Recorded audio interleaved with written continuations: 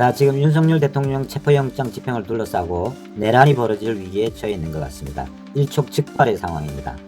이 문제의 발단은 간단합니다. 이 사건 내란죄에 대한 수사권이 있는지가 불분명했던 공수처가 수사를 적극적으로 자처하고 나섰고, 또 비록 직무정지는 되었지만 현직 대통령이고 도주 우려도 없는데 체포영장이 청구되고 발부된 것이 문제의 원인이었습니다. 우리 같은 일반 사람들의 입장에서는 그래도 지금 대통령인데 너무 심한 거 아냐라는 그런 느낌을 받았습니다.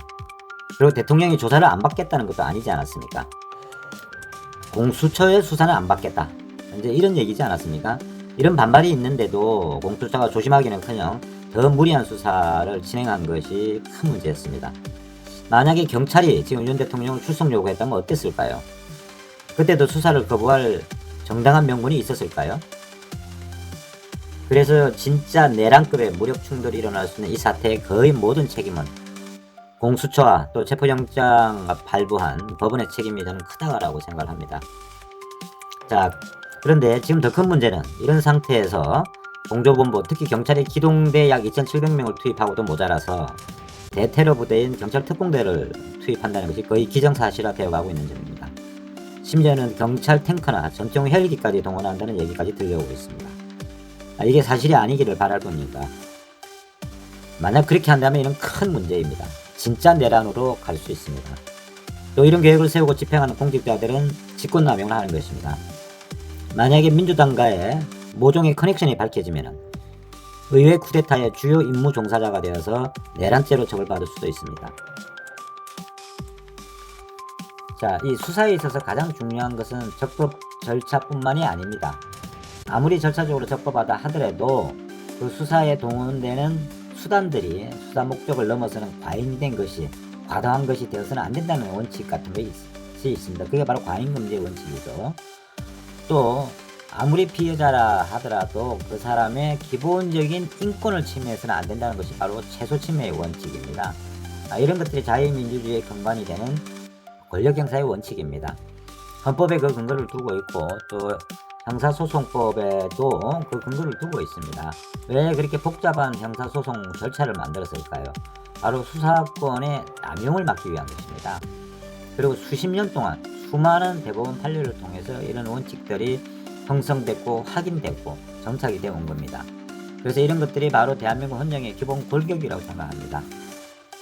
윤 대통령의 체포영장을 집행하기 위해서 수천 명의 경찰력을 동원하는 데에서 나아가서 테러 진압에 동원할 경찰 특공대를 투입한다는 것은 이런 원칙들을 완전히 깔아뭉개는 겁니다. 도대체 이런 미친 짓이 어디 있느냐, 저는 그렇게 묻고 싶습니다. 대통령이 테러 분자입니까? 지금 당장 체포 안 하면은 외국으로 도망가거나 또 내란과 관련된 모든 증거를 인멸할 가능성이 지금 매우 높다는 것입니까? 어떻게 해서 체포영장이 발부된지 저는 도저히 이해가 되지 않습니다.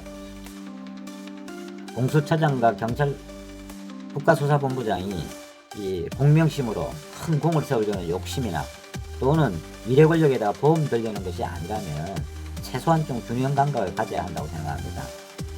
많은 분들이 공수처장과 국가수사본부장이 민주당과 보조를 맞추고 있는 거 아닌가라는 그런 의혹의 시선을 지금 보내고 있습니다. 정말 신중하게 행동해 주시기 바랍니다. 자, 지금 제가 생각하기에 이 상황의 중대성에 비해서 해결 방법은 의외로 간단하고 쉽습니다. 그것은 공수처장이 지금이라도 경찰에 수사권을 넘기면 해결될 문제입니다. 윤석열 대통령이 수사 자체를 거부하는 건 아니지 않습니까? 경찰 수사까지도 안 받겠다는 것은 아니지 않습니까? 윤 대통령의 지금까지 발언을 보면은 공수처는 수사권이 없기 때문에 공수처의 수사는 받지 않겠다는 거 아니겠습니까? 그러니 공식적으로 수사권을 가지고 있다라고 누구나 공감하고 있는 경찰에 그 수사권을 넘긴다면은 지금 이렇게까지 큰 문제로 비화될 그럴 이유가 하나도 없지 않았습니까? 만약에 공조본부에서 또 경찰이 테러 특공대를 지원을 하고 또 탱크나 헬기까지 동원한다면 이것은 엄청난 직권남용입니다. 엄청난 예산 낭비도 물론 따르지만요. 경우에 따라서는 내란의 주요 임무 종사자가 될 가능성도 매우 크다라고 생각합니다. 다음번 정권을 누가 잡을지 모르겠습니다. 그러나 정권은 잡습니다. 그러나 내란죄는 영원하다는 사실 절대 잊지 말았으면 합니다. 내란죄는 공소시효가 없습니다. 자, 다시 한번 말하자면 이 사건은 너무도 간단한 해법을 가지고 있습니다. 저는 그것을 강력하게 제안하는 바입니다. 공수처가 경찰에 수사권을 넘기면 윤석열 대통령은 수사에 응할 것입니다. 또 응하지 않을 수도 없습니다. 이 점을 잊지 말아야 합니다. 공수처가 이 나라 이 백성을 위하는 마음이 조금이라도 있다면 수사권은 그냥 경찰에 넘기세요. 공문 한 장, 그 한 장에 2줄 내지 3줄의 문장만 쓰면 충분히 그대로 수사권이 넘어갑니다. 왜 수천 명의 경찰력을 동원해서 내란까지 불사하는 이런 체포영장 집행을 해야 되는지 다시 한번 곰곰이 생각해 주시기 바랍니다.